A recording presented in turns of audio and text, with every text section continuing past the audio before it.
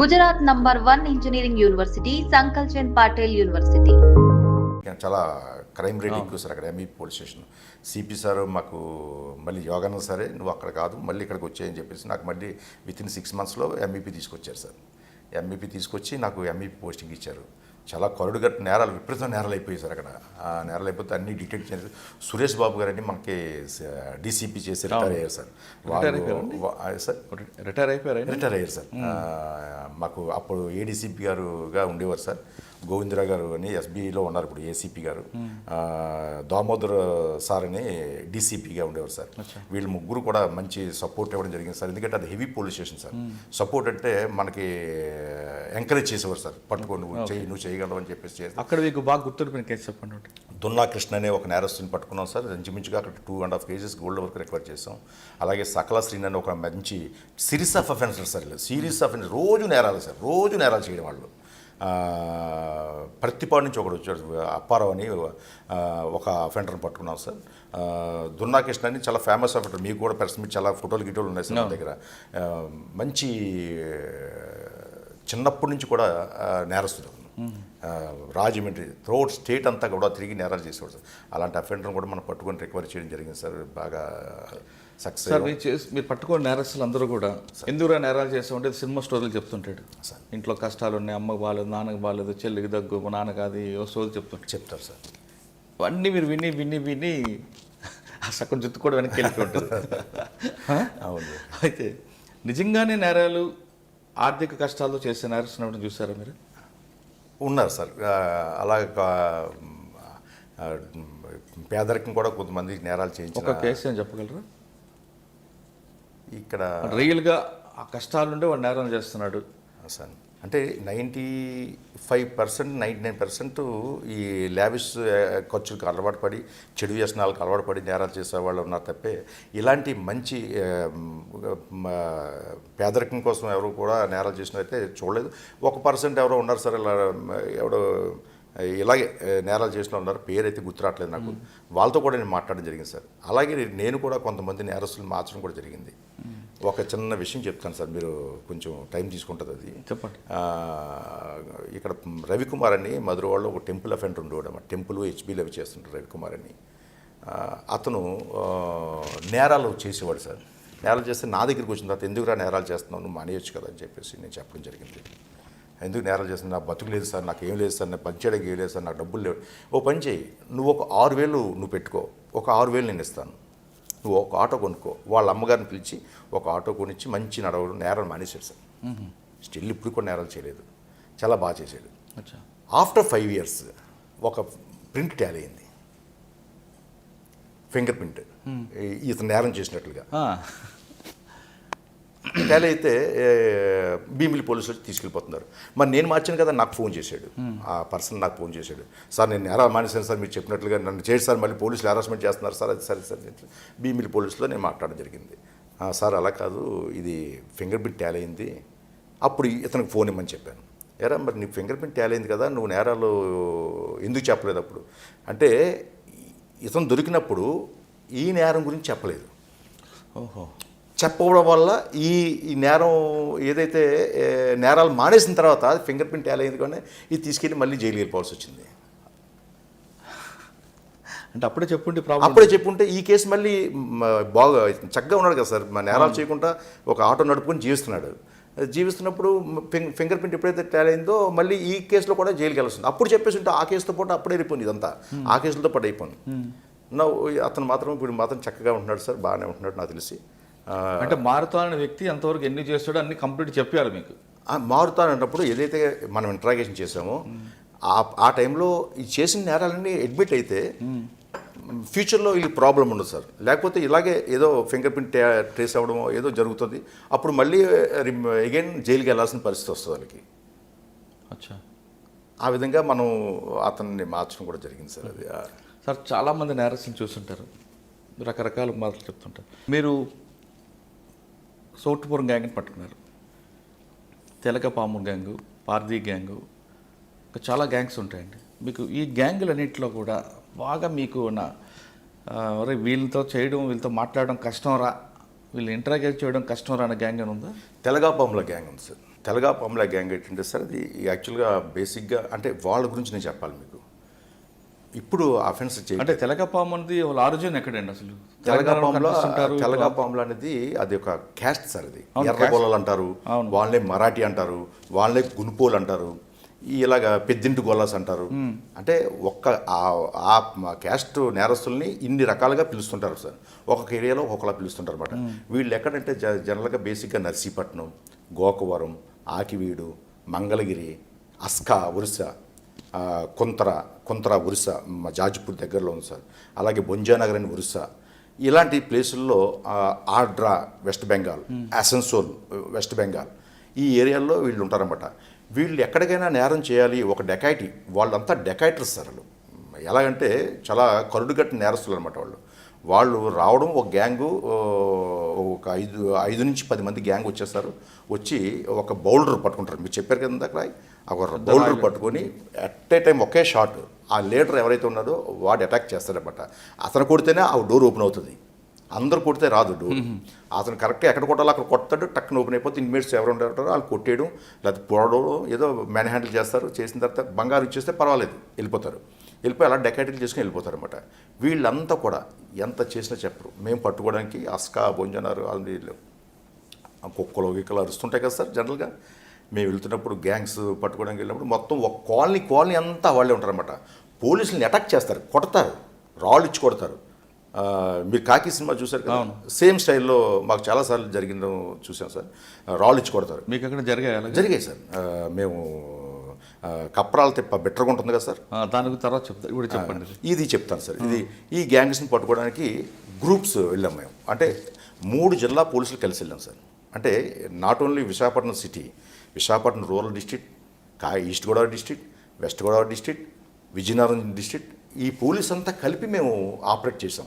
ఎందుకంటే అప్పట్లో అంత సెన్సేషనల్ డెకైటీస్ అయ్యి ఆ టైంలో మేము కలకత్తా, ఆడ్రా, అసన్సోల్, మచ్చద, పన్సికూరా విలేజ్ వెస్ట్ బెంగాల్ స్టేట్లో, అలాగే ఒరిస్సాలో అస్కా, బొంజానగర్, కొంతర, జాజ్పూర్, ఇవన్నీ కూడా తిరిగాం సార్. తిరిగిన తర్వాత అస్కా అనే ఒక గ్రామంలో, బొంజానగర్ అనే గ్రామంలో మేము, అంటే ఒరిస్సా బరంపురం దగ్గర సార్. బరంపురంకి ఒక 40 కిలోమీటర్స్ దూరంలో ఉంటుంది సార్. అక్కడ నుంచి 40 కిలోమీటర్స్ డిస్టెన్స్లో బొంజానగర్ ఉంటుంది సార్. బొంజానగర్ అనే ఊరు వెళ్ళాం సార్.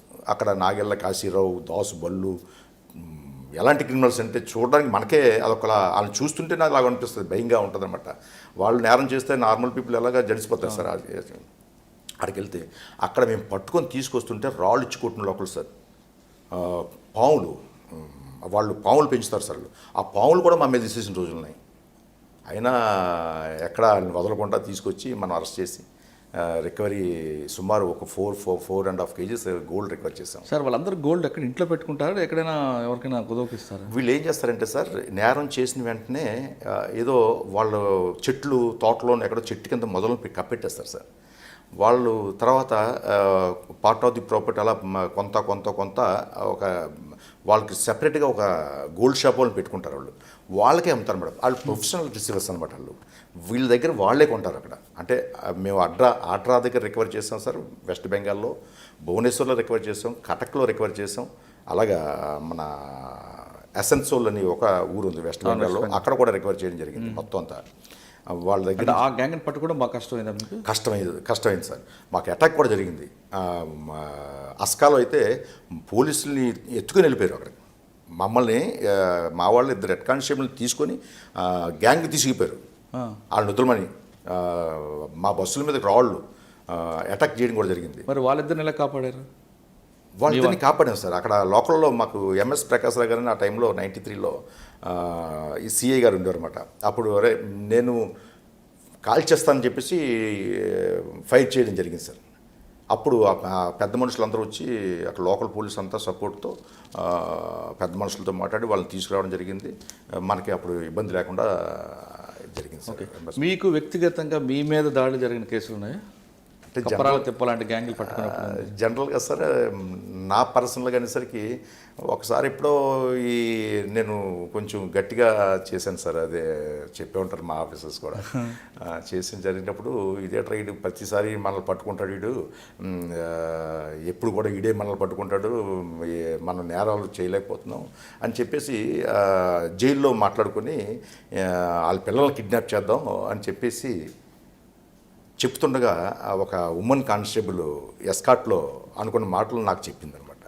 చెప్పిన తర్వాత 2-3 డేస్ కొంచెం జాగ్రత్తగా ఉన్నాను సార్ పిల్లల విషయంలో. ఇట్లా దొంగలు ఆలేం చేస్తారులే, మనకేం చేస్తారు, అదంతా ఆ టైంలో ఆడు కోపంగా ఉన్నాడు కాబట్టి అలా మాట్లాడుంటాడని చెప్పేసి అన్నా. కానీ నా పేద అయితే వ్యక్తిగతంగా ఎప్పుడు దాడి జరగలేదు. కానీ కప్రాలు తిప్పాలంటే ఏరియాకి ఎప్పుడైనా జరిగాయి?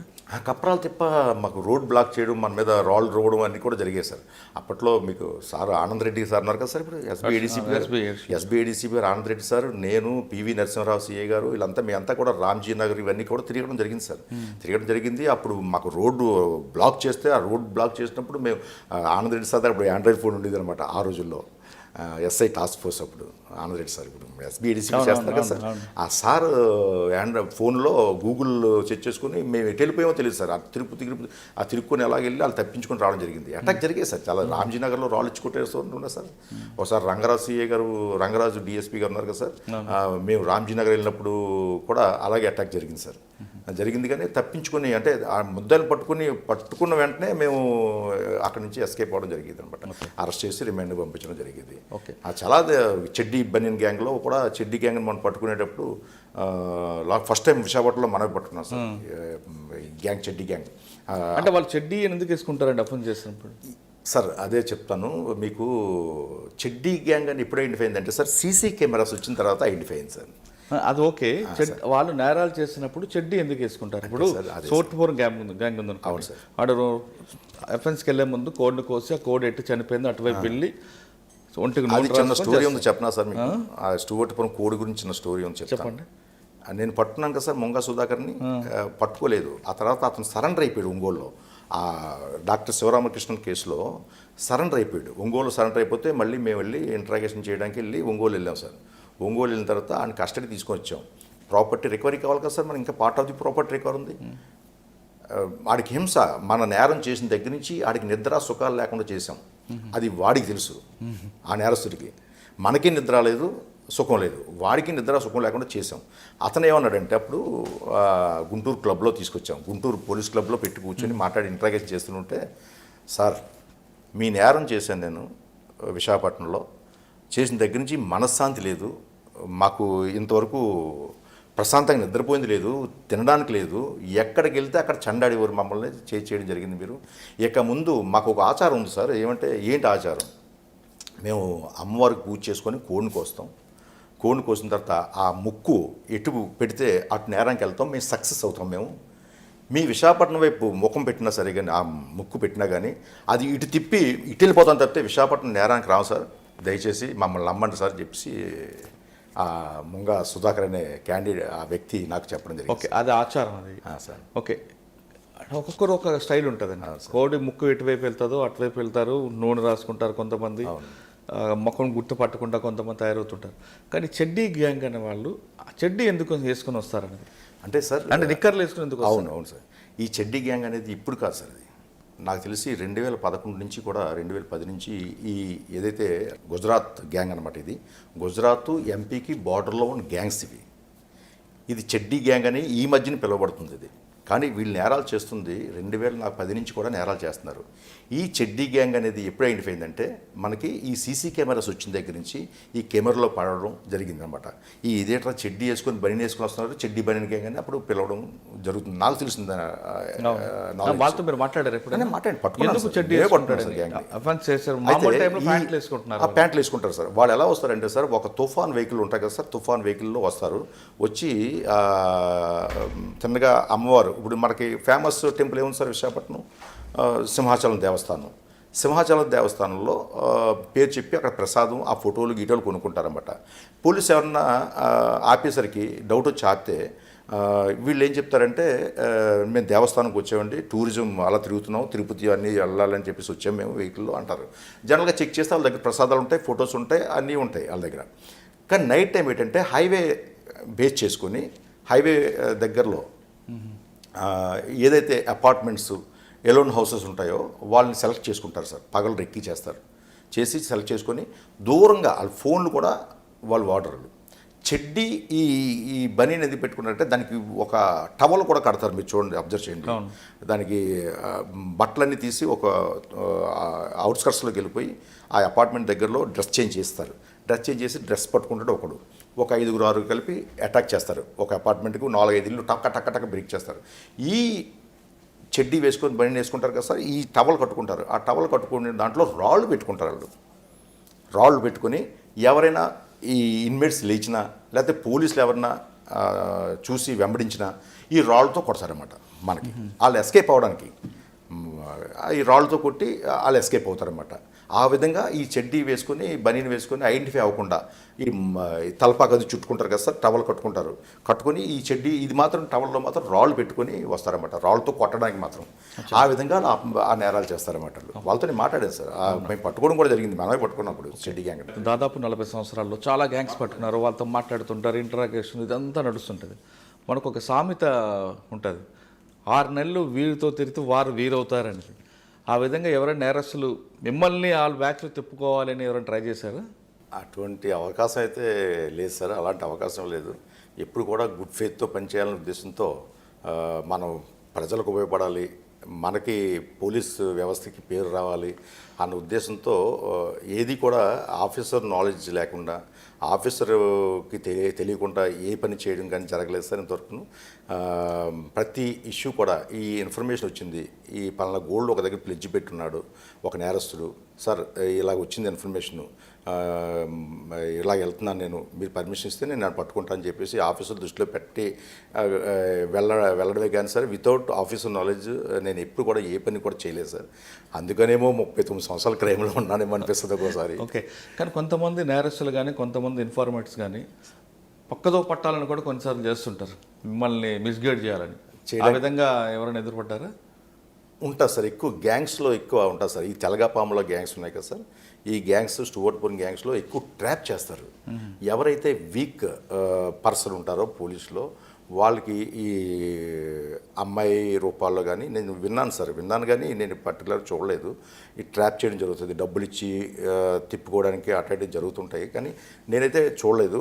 వాళ్ళు మాట్లాడుకోవడం క్రిమినల్స్ మాతో జర్నీ చేసినప్పుడు వాళ్ళు మాట్లాడుకున్న మాటలను బట్టి మనం వినడం తప్పితే నేనైతే ఎప్పుడు చూడలేదు సార్. అలానే తర్వాత సార్ క్రైమ్ పార్టీలో కొంతమంది కానిస్టేబుల్స్కి నేరస్తుల భార్యలతో అక్రమ సంబంధాలు ఉంటాయి, నేరస్తుడికి జైలు పంపిన తర్వాత వాళ్ళతో కాపురాలు చేస్తుంటారు అన్నది ఒక ఆరోపణ ఉంది, అది వాస్తవం అంటారు? అది అవాస్తవం సార్. ఒక విధంగా ఉంటుంది సార్, ఎందుకంటే నేరస్తులు భార్యలతో వేరే నేరస్తులు కాంట్రాక్ట్స్ పెట్టుకుంటారు సార్. వాడు జైలుకి వెళ్ళిపోగానే వీడు కాంట్రాక్ట్ పెట్టుకున్న చూసాం మేము, కానీ సార్ ఈ పోలీసులు ఇలాంటి కాంట్రాక్ట్స్ అనేది ఇప్పుడు చూడలేదు సార్, నేను వినలేదు కూడా. ఓకే,